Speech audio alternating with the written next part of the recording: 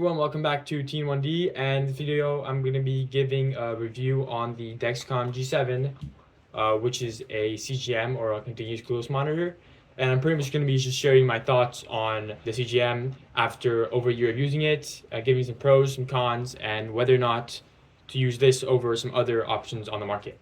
So first, going into pros, I think a pretty big pro of the Dexcom G7 is that it's very small. Unlike the Dexcom G6 or other CGMs on the market, it is actually noticeably smaller and less bulky, like less thick compared to those other CGMs. So this is a good thing, obviously, because it means it gets caught onto less things. It's less annoying to deal with, and just more comfortable. You barely feel it after a few minutes of putting it on, and it's very low profile. And for me, it just makes me feel like more normal while wearing it compared to like the G6, especially when I was using that. So yeah, this is like just a good pro overall to have. However, something that I would say and I would share is that it's not quite like the smallest CGM on the market, because the Libre, actually the newest model, the Libre, the CGM has a model that's slightly smaller than the Dexcom G7. So the Dexcom G7 is like about the size of like a dime. That one's the size of a penny, so it's slightly smaller. It's not too big of a noticeable difference. However, it is like a difference. So if you're the size of a CGM and you want it to be as small as possible, then that might be a better option for you.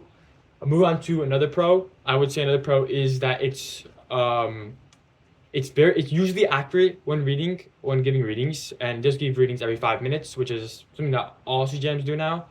However, this is a pro compared to like not using CGM at all. So if you're out there not using CGM, I would highly encourage you to use a CGM, because it does give accurate readings every 5 minutes.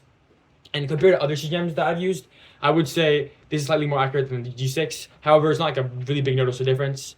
And I feel like the main upgrades from the G7 to the G6 is in its like hardware, it being smaller, and also its software with the app.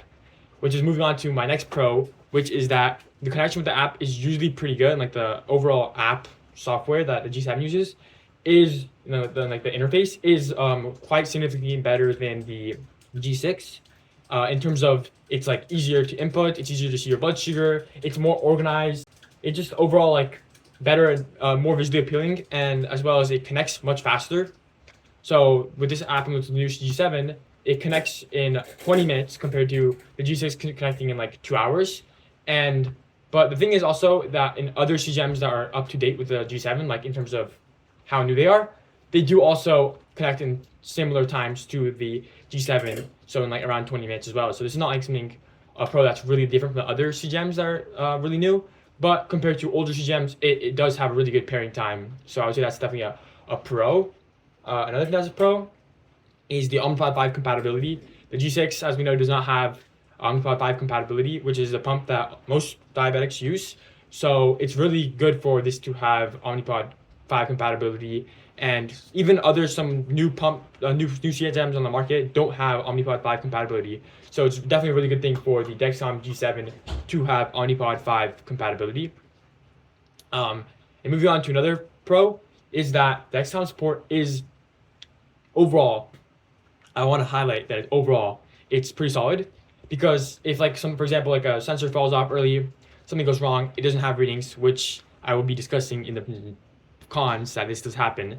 Dexcom can usually replace it fairly fast. So if you just call up Dexcom support and you're like, hey, like my pod fell off, something happened, blah, blah, blah, they will send you a new one for free, which is something that's good. However, and they've been responsive when I've called them and they've sent me a new one pretty fast. However, they do have a limit on how many replacements you can get through a certain period of time. So that's kind of also like con-ish, but I don't think other companies do this. So this is overall a pro, and I feel like this is maybe not the reason that you get CGM, Dexcom G7, but it is a pro, and it's a thing to highlight a little bit. Now moving on to cons, which I do have quite a few. One of the cons is that the adhesive is pretty terrible. Like, if you're just going on this adhesive right here, like the one I'm using right now, which is just a plain thing, no adhesive on, no other patch on, then it's pretty bad. Like, I'm probably gonna have to put a patch on soon, because I've just seen my CGM, and it's already like not very, like I've seen it a day or two ago, and it's already like starting to like slip up a little bit. So especially for someone like me who's like young, I don't know, someone who's like decently active, and especially if you're going into the water, sweating or just doing sports, I feel like it's definitely this is like might not be like the most ideal CGM because the adhesive is pretty terrible. Whenever I swim, shower, even like no whenever I swim, sweat, or even shower, I do see the adhesive like coming loose, and it's sometimes like after like 7-8 days of using it, it will start to like peel off, and like sometimes it even like fully comes out by day 7 or 8, and it's not even able to use it for the full 10 days. So yeah, especially in summer, I would say you must put a patch onto the Dexcom G7. And so with the patch, I feel like it works pretty well usually. Although if you're in the summer going to the swimming every day, it still may not work optimally. However, I feel like with the patch, it is a problem that's fixed almost fully. But it is annoying to put a patch every single time, and that it's kind of annoying that they make us put a patch for it to work properly. So, which is why I'm putting this as a con. But I feel like if you do put a patch, it kind of fixes the problem. But I feel like for the Dexcom G8, if they're going to do one, they really need to improve this, and they should fix the fact that the adhesive is pretty poor. Moving on to my next con, I would say that it's kind of the random signal losses that happen with the Dexcom G7. So sometimes it will randomly just be like signal loss, sensor error, change your CGM, whatever. It'll just say random things will pop up on the CGM, and it'll just be like, or like no readings, whatever, and it'll just stop working for extended periods of time, and even maybe sometimes fully stop working. And so this doesn't happen too often, like for it to fully stop.